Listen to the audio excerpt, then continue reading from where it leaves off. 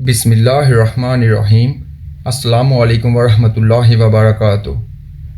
سب تعریفیں اس اللہ رب العزت کے لیے ہیں جو تمام جہانوں کا پروردگار ہے۔ وہ اکیلا ہے، اس کا کوئی شریک نہیں، اور ہمارے آقا حضرت محمد مصطفیٰ صلی اللہ علیہ وآلہ وسلم اللہ کے بندے اور رسول ہیں۔ اے میرے اللہ، ہم کو، ہمارے والدین کو اور تمام مسلمانوں کو بخش دے، آمین۔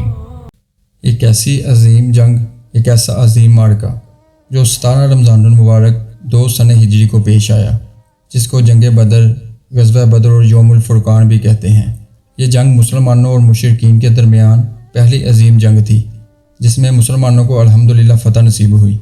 اس معرکے میں مسلمانوں کی تعداد 313 تھی، جس میں 1 یا 2 گھوڑے تھے، 70 کے قریب اونٹ تھے، تیر اور کمان بہت خستہ حالت میں تھے، تلواریں بھی بہت کم تھیں۔ کفار کی تعداد مسلمانوں کے مقابلے میں بہت زیادہ تھی، تقریباً 3 گنا مشرکین تھے، جن کی تعداد 1000 کے قریب بنتی ہے۔ ان کے گھوڑوں کی تعداد 100 کے قریب تھی، جو بہت تیز رفتار تھے، 100 زرہ تھیں، 600 کے قریب اونٹ تھے۔ کھانے پینے کی مقدار بہت زیادہ تھی۔ کفار اپنے ساز و سامان کو لے کر اتنے خوش تھے کہ ہم نے مسلمانوں کو آج شکست دینی ہے، جس میں مسلمانوں کے نبی بھی ہیں، صحابہ کرام بھی ہیں، لیکن مشرکین کو پتہ نہیں تھا کہ ان کا کس قوم سے پلا پڑا ہے، کس جذبے کے مالک ہیں مسلمان۔ ان کی یہ بھول تھی کہ اس عظیم جنگ میں مسلمانوں کا سپہ سالار کون ہے۔ کفار بھول بیٹھے تھے کہ ان کے ساتھ آگے کیا ہونے والا ہے۔ جب مسلمان بدر کے میدان میں داخل ہوئے تو جس سائڈ پر مسلمان کھڑے تھے، اس سائڈ والی زمین بھی ریتلی تھی اور پانی بھی نہیں تھا۔ وہ اس کے مقابلے میں کفار والی سائڈ جو تھی، وہ زمین بالکل کلیئر اور صاف تھی۔ یہ سب نظارہ دیکھ کر صحابہ کرام نے نبی اکرم صلی اللہ علیہ وسلم سے عرض کیا، یا رسول اللہ صلی اللہ علیہ وسلم، ہم ان کے ساتھ کیسے لڑیں گے؟ ہمارے پاس پانی بھی نہیں ہے، اونٹ باندھنے کے لیے زمین بھی ٹھیک نہیں ہے۔ اس معرکے سے 1 دن پہلے، یعنی 16 رمضان المبارک جمعرات کا دن تھا، اور جنگ بدر 17 رمضان المبارک جمعہ کے دن یہ معرکہ پیش آنا تھا۔ نبی کریم صلی اللہ علیہ وسلم نے جمعرات اور جمعۃ المبارک کی شب اللہ کریم کی بارگاہ میں ہاتھ اٹھائے اور بہت گریہ زاری کی۔ اور آپ صلی اللہ علیہ وسلم رو رو کر یہ دعا مانگ رہے تھے کہ اے میرے اللہ، آج یہ لوگ تیری راہ میں مارے گئے تو دنیا میں تیرا نام لینے والا کوئی نہیں ہوگا۔ اے میرے اللہ، اپنی غیبی مدد فرما۔ اسی دوران حضرت ابو بکر صدیق رضی اللہ تعالی عنہ آپ صلی اللہ علیہ وسلم کے پاس تشریف لے آئے اور فرماتے ہیں کہ آپ صلی اللہ علیہ وسلم جس طرح اپنے رب سے دعا مانگ رہے ہیں، اللہ کریم آپ کی دعا ضرور قبول فرمائے گا۔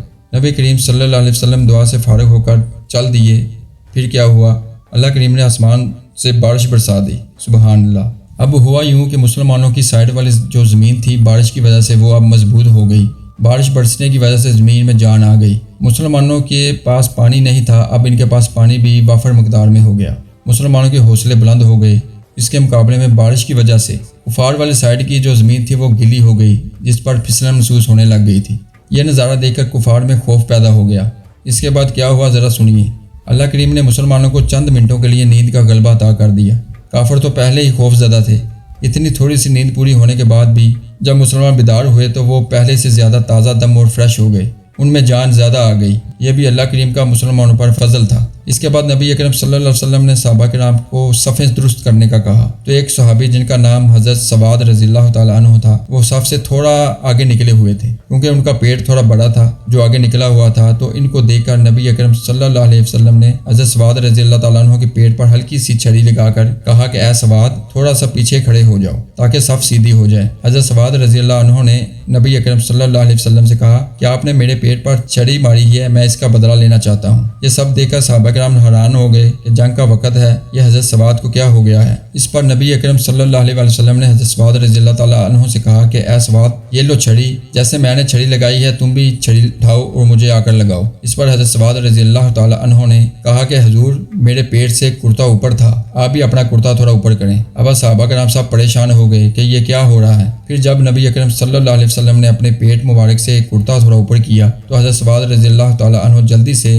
حضور صلی اللہ علیہ وسلم کے جسم سے لپٹ گئے، اپنا جسم آپ صلی اللہ علیہ وسلم کے جسم سے لگا کر کہا کہ حضور مجھے معاف کر دیجیے گا، میں نے آپ سے کوئی بدلہ نہیں لینا تھا۔ میں سوچ رہا تھا کہ آج لڑائی ہے، جنگ ہے، ہو سکتا ہے میرا آخری وقت ہو اور میرے دنیا سے جانے سے پہلے میرا جسم آپ کے جسم سے چھو جائے تاکہ مجھے جہنم کی آگ نہ جلا سکے اور میری مغفرت ہو جائے۔ اللہ اکبر۔ کیسا عشق تھا، کیسا پیار تھا صحابہ کرام کا حضور صلی اللہ علیہ وسلم سے، سبحان اللہ۔ اس کے بعد کیا ہوا کہ حضور صلی اللہ علیہ وسلم نے صحابہ کے لیے دعائے مغفرت کی دعا کی۔ پھر حضور صلی اللہ علیہ وسلم نے اپنے صحابہ کرام کے ساتھ اس دن بدر کے میدان میں لکیریں کھینچنا شروع کر دی۔ یہ دیکھ کر صحابہ کرام حیران ہو گئے اور آپ صلی اللہ علیہ وسلم سے پوچھا، حضور آپ یہ کیا کر رہے ہیں؟ آقا علیہ الصلوۃ والسلام نے فرمایا کہ یہ جو لکیریں کھینچ رہا ہوں یہ کافروں کے مرنے کی جگہ ہے، فلاں کافر یہاں مرے گا، فلاں یہاں مرے گا، ابو جہل یہاں مرے گا۔ آپ صلی اللہ علیہ وسلم لکیریں کھینچتے جاتے اور ساتھ ساتھ بتاتے جاتے کہ کون کون کافر کس کس جگہ مرے گا۔ حدیثوں میں آیا کہ جب سب کافر مارے گئے، جن جگہوں پر نبی اکرم صلی اللہ علیہ وسلم نے لکیریں کھینچی تھیں، ٹھیک اسی جگہ پر جس کافر کا آپ صلی اللہ علیہ وسلم نے نام بتایا تھا، انہی جگہوں پر کافروں کی لاشیں ملتی ہیں۔ جب بدر کا میدان لگا تو صحابہ کرام نے فرمایا، جب بھی ہم کافروں کو تلوار مارنے کے لیے اٹھاتے تھے تو ہماری تلوار چلانے سے پہلے ہی اس کافر کی گردن اڑ جاتی تھی۔ ہم حیران تھے، ہم نے آقا علیہ الصلوۃ والسلام سے پوچھا یہ کیا ماجرا ہے؟ ہمارے تلوار چلانے سے پہلے ہی اس کافر کا سر اڑ جاتا ہے۔ اس پر آقا علیہ الصلوۃ والسلام نے فرمایا کہ اللہ کریم نے فرشتوں کی فوج بھیجی ہے جو ہماری مدد کر رہے ہیں۔ اے میرے صحابہ، یہ اللہ تعالیٰ نے آسمان سے فرشتے بھیجے ہیں ہماری مدد کو، کم و بیش 5000 فرشتے آسمان سے آئے ہیں۔ اللہ اکبر۔ یہ وہ معرکہ تھا جس میں فرشتے جنگ میں شامل ہوئے اور مسلمانوں کو فتح حاصل ہوئی۔ کافروں کے بڑے بڑے سپہ سالار سردار کانپ رہے تھے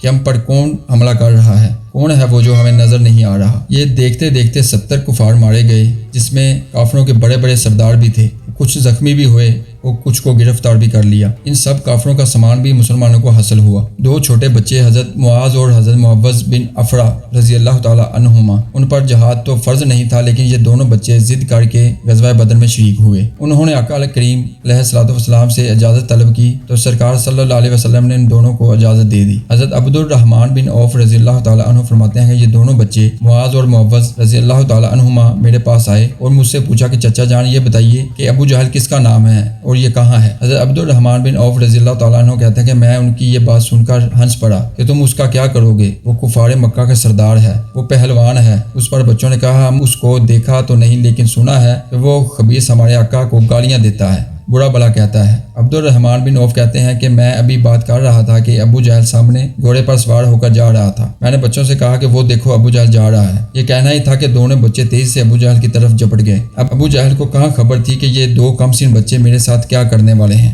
دیکھتے ہی دیکھتے ایک بچے نے تلوار گھوڑے کی ٹانگ میں ماری، ابو جہل گھوڑے سے نیچے گر گیا اور گھوڑا بھی گر گیا۔ پھر دونوں بچے ابو جہل کے سینے پر بیٹھ گئے اور ابو جہل کو جہنم میں واصل کر دیا اور بعد میں یہ دونوں بچے لڑتے لڑتے اسی غزوہ میں شہید ہو گئے۔ اس معرکے میں مسلمانوں کے 14 صحابہ کرام بھی شہید ہوئے۔ یوں تو بہت سارے غزوات ہوئے، بہت ساری جنگیں ہوئیں، لیکن جو معرکہ بدر کے میدان میں ہوا اس معرکے میں صحابہ کرام کو علیحدہ علیحدہ مرتبے حاصل ہوئے۔ سب سے افضل صحابہ کرام خلفائے راشدین ہیں، پھر عشرہ مبشرہ اور تیسرے نمبر پر بدری صحابہ کرام آتے ہیں۔ نبی کریم صلی اللہ علیہ وسلم نے فرمایا کہ بدر کے میدان میں جو 313 صحابہ کرام تھے، اب یہ جو چاہیں مرضی کریں، اللہ تبارک و تعالیٰ ان سے مواخذہ نہیں فرمائے گا، یعنی ان صحابہ کرام کو جنت کی بشارت سنا دی گئی۔ جب یہ غزوہ ختم ہوا تو آقا کریم صلی اللہ علیہ وسلم نے جو کافر مر گئے تھے ان سب کو ایک گھڑے میں ڈال دیا۔ پھر آپ صلی اللہ علیہ وسلم نے ان مردوں سے خطاب کرنا شروع کر دیا، ان کے نام لے کر کہا، اے عتبہ بن ربیہ، اے شیبہ بن ربیہ، کہاں ہو تم نے اپنے رب کا وعدہ سچا پایا؟ یہ دیکھو ہم نے اپنے رب کا وعدہ سچا پایا۔ ان کافروں نے نبی کریم صلی اللہ علیہ وسلم کو بہت تکلیف دی تھی، بہت دکھ دیا تھا آقا کریم کو۔ بخاری شریف کی حدیث مبارکہ ہے کہ حضرت عمر فاروق رضی اللہ تعالیٰ عنہ نے جب حضور صلی اللہ علیہ وسلم کو دیکھا کیا مردوں سے باتیں کر رہے ہیں تو آپ نے آقا سے پوچھا کہ یہ تو دنیا سے چلے گئے ہیں، آپ ان سے خطاب کیوں کر رہے ہیں؟ نبی کریم صلی اللہ علیہ وسلم نے حضرت عمر فاروق کو بتایا کہ اے عمر، اس اللہ کی قسم جس کے قبضہ قدرت میں میری جان ہے، تم زندہ سے زیادہ یہ مردے میری آواز سن سکتے ہیں۔ یہ الگ بات ہے کہ یہ بول نہیں سکتے۔ جب یہ کافر ہو کر میری بات سن سکتے ہیں تو صحابہ کرام، اولیاء اللہ وہ میرے آقا کے غلام کیوں نہیں سن سکتے؟ ایک اور جگہ نبی پاک صلی اللہ علیہ وسلم نے ارشاد فرمایا، مشکوٰۃ شریف کی حدیث مبارکہ ہے کہ سرکار صلی اللہ علیہ وسلم جب بھی قبرستان جاتے تو یہ دعا پڑھتے، السلام علیکم یا اہل القبور، اے قبر والو تم پر سلام ہو۔ یہ نبی پاک صلی اللہ علیہ وسلم کی سنت مبارکہ ہے۔ اللہ تبارک تعالیٰ کی بارگاہ میں دعا ہے کہ اللہ کریم صحابہ بدر کے صدقے ہم سب مسلمانوں پر خاص نظر کرم فرمائے اور صحابہ بدر کے صدقے ہمارے سب کی مغفرت فرمائے، آمین یا رب العالمین۔